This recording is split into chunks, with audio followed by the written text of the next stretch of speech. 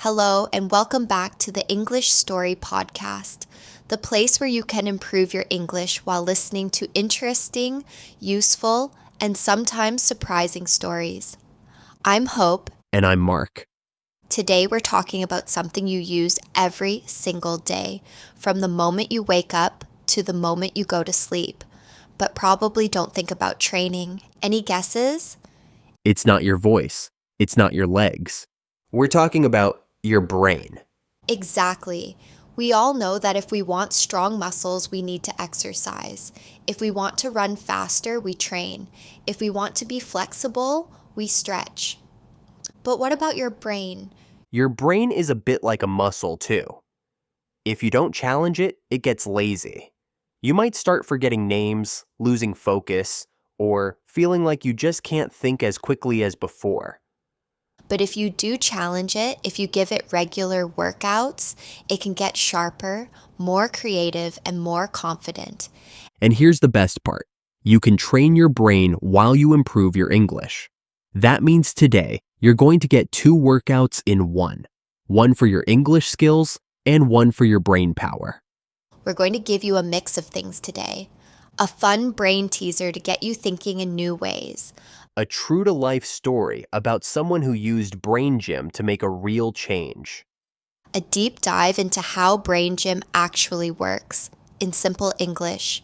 Some interactive exercises you can do with us right now as you listen. An expert tip to help you remember what you learn. And finally, a vocabulary review with examples so you can start using today's new words right away. And don't worry, we'll keep everything slow, clear, and easy to follow. You can pause whenever you need to. You can repeat after us. You can even shadow, that means speak along with us, to practice pronunciation and fluency.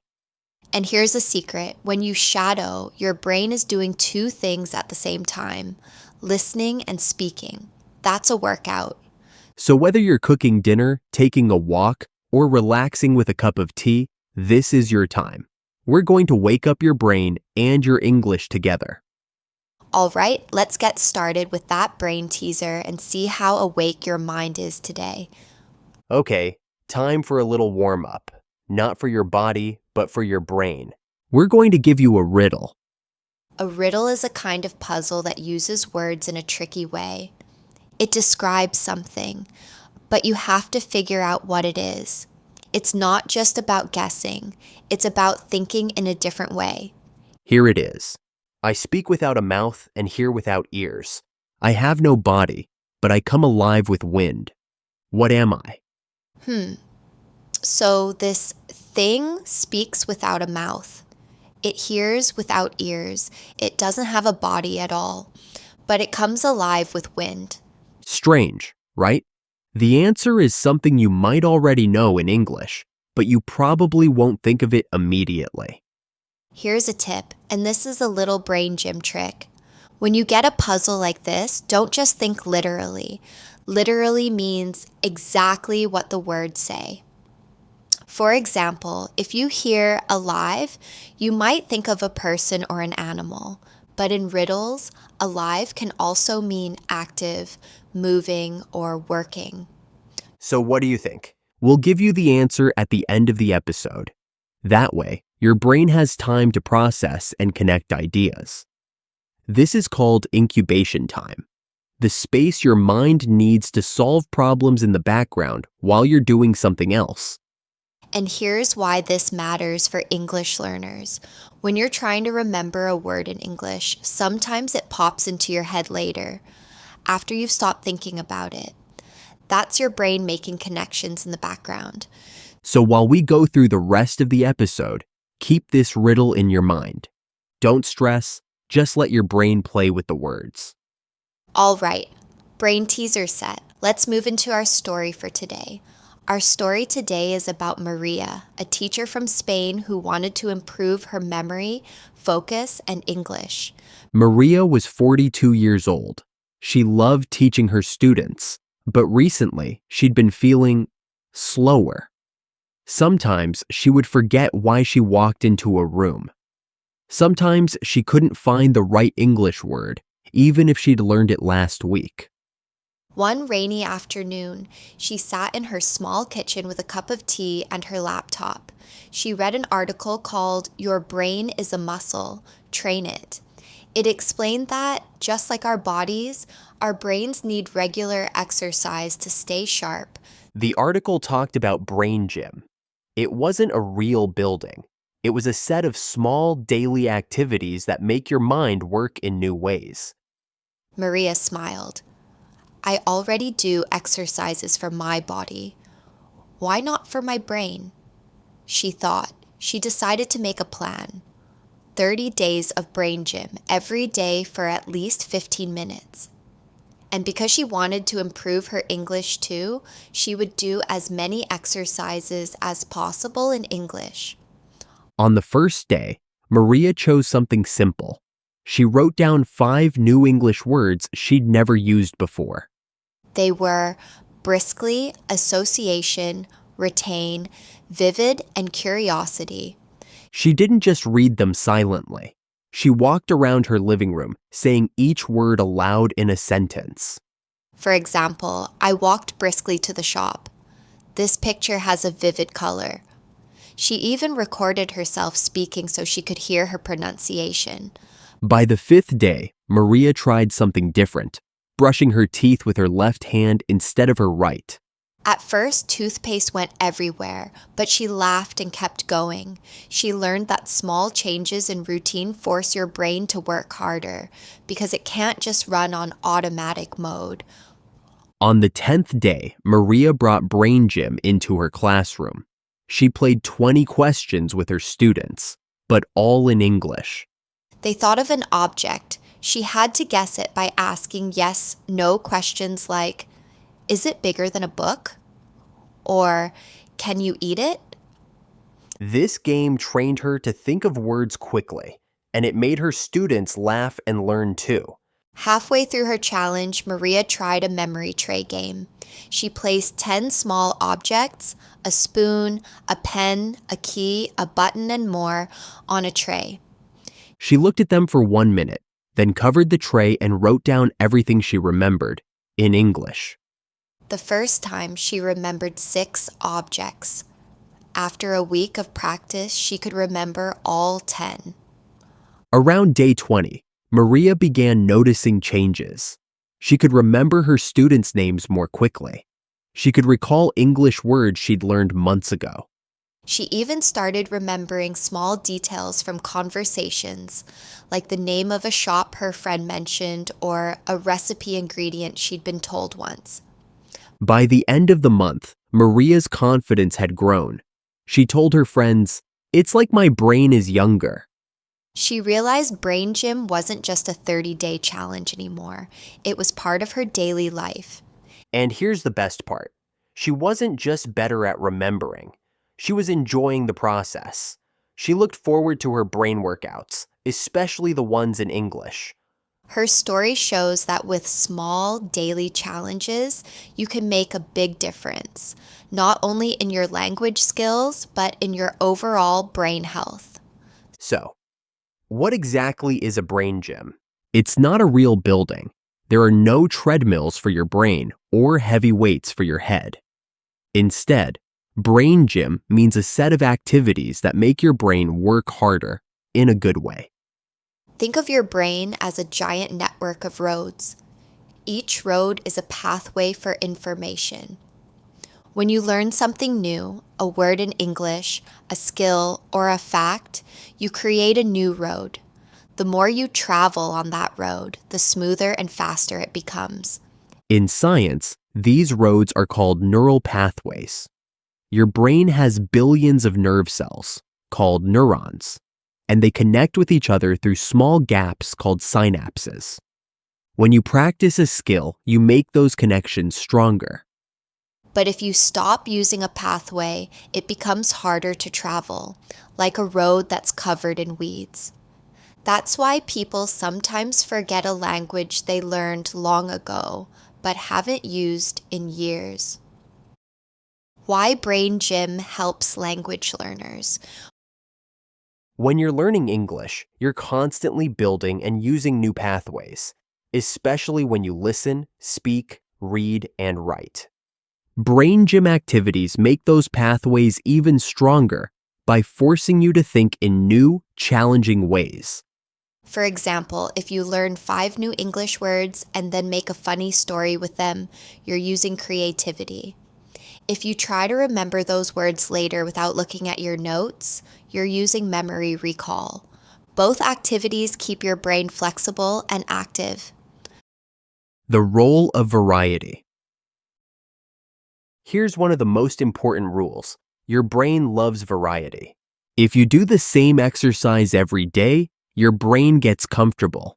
And comfort is the opposite of growth. It's like going to the gym and lifting the same light weight for years. You won't get stronger unless you add new challenges. That's why brain gym should include different activities: puzzles, memory games, movement, problem solving, and yes, learning English in new ways. Examples of brain gym activities. Let's look at a week's plan for brain gym with English. Monday, learn and use 5 new idioms and sentences. Tuesday, solve a number puzzle and explain your solution in English. Wednesday, read a short English story and retell it from memory.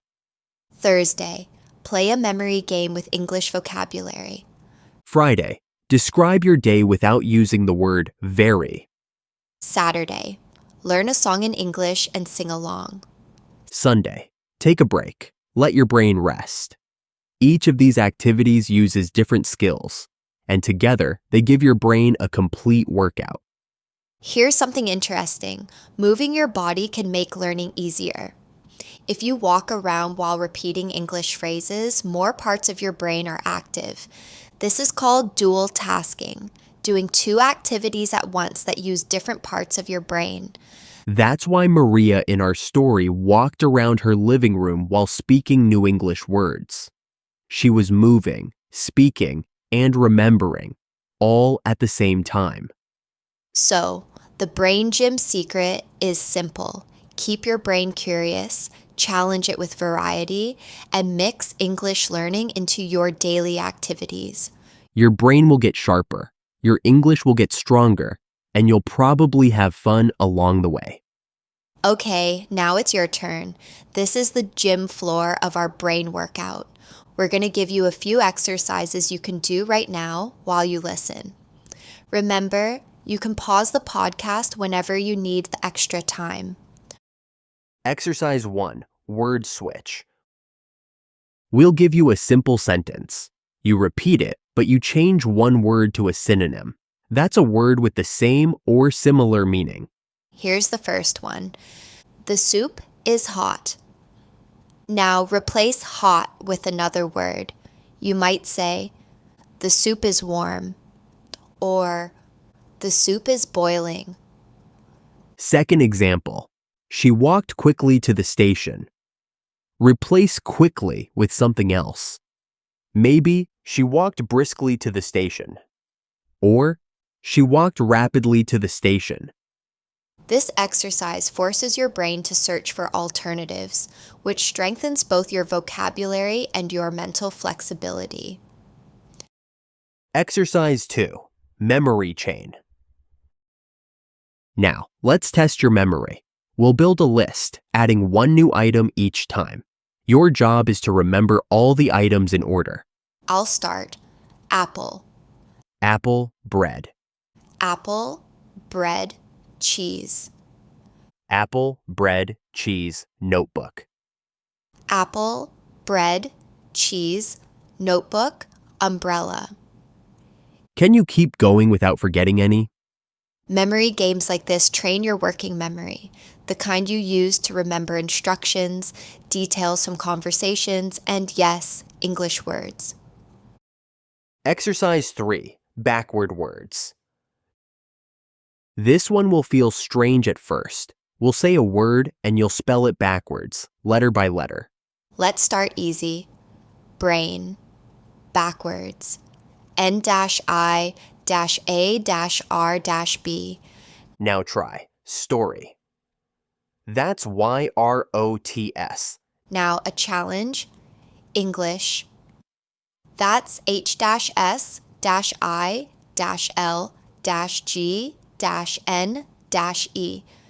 This exercise strengthens your focus and attention to detail because you have to hold the word in your mind while changing its order.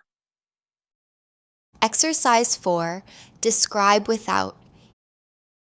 Here's a fun one. Describe something without using certain words. For example, describe your favorite food, but you cannot use the word delicious or tasty. You might say, "It has a rich flavor, it smells amazing, and it makes me feel happy when I eat it." This pushes you to use new vocabulary instead of repeating the same safe words.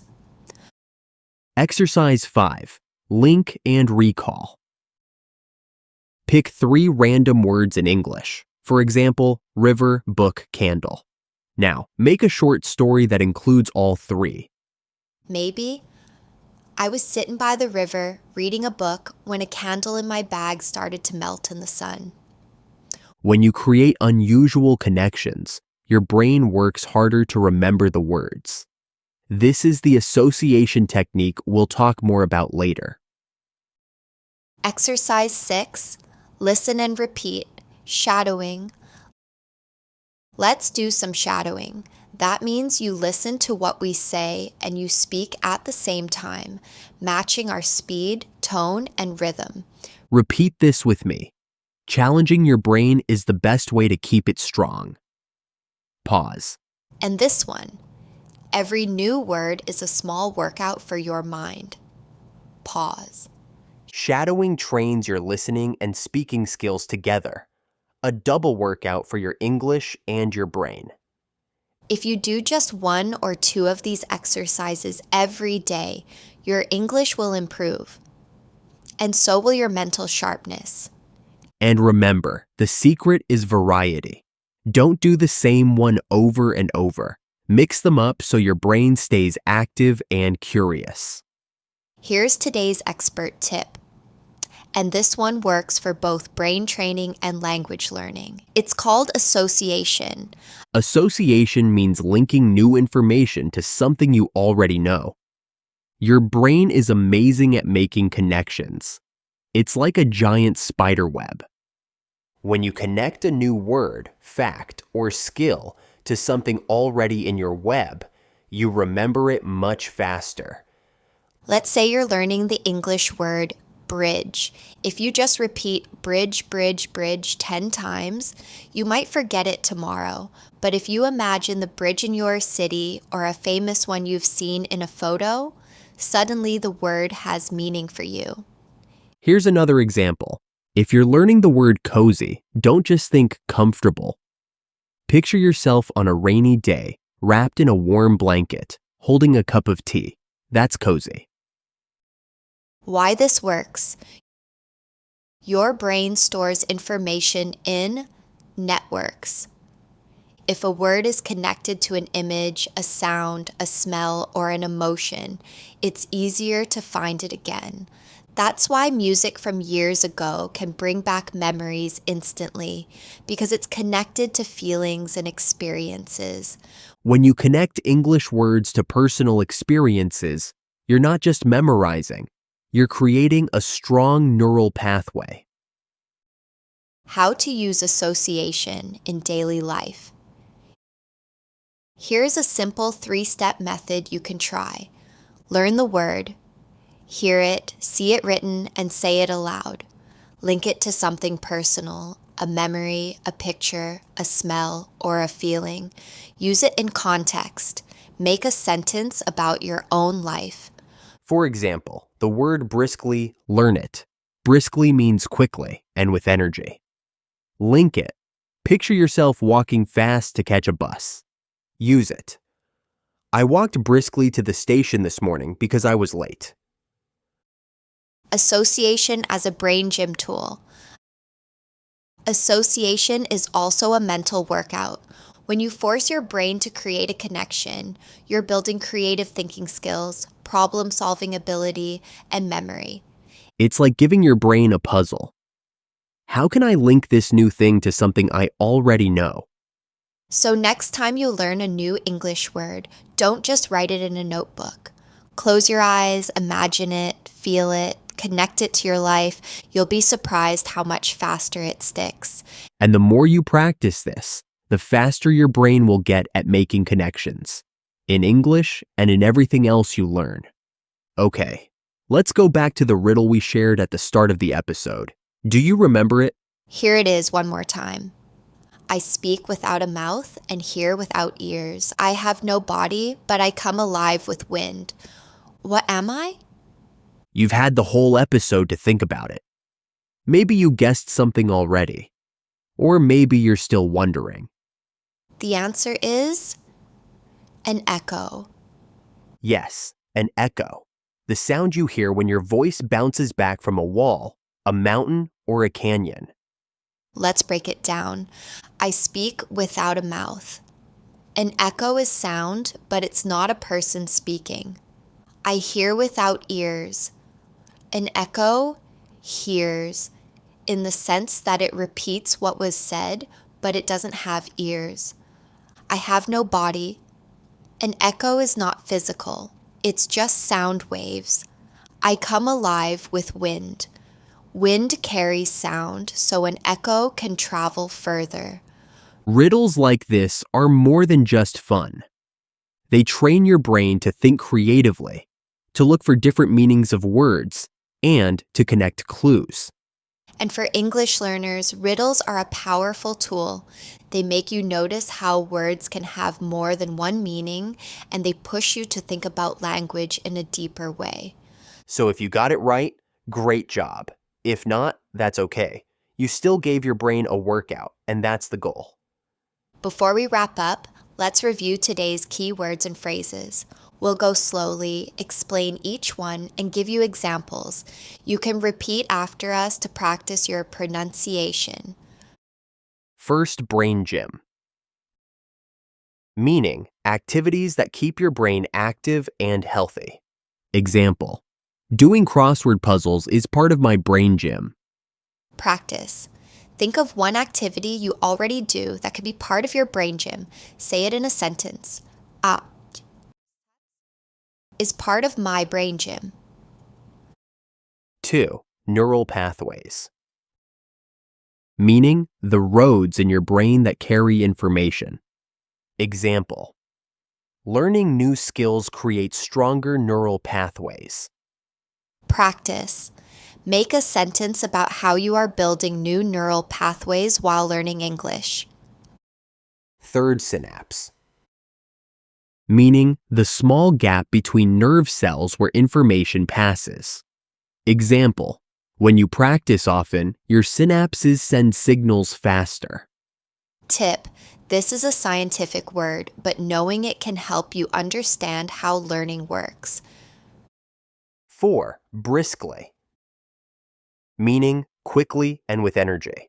Example, she walked briskly to catch the bus. Practice. Say one thing you did briskly today. For example, I cleaned the kitchen briskly. Fifth, association.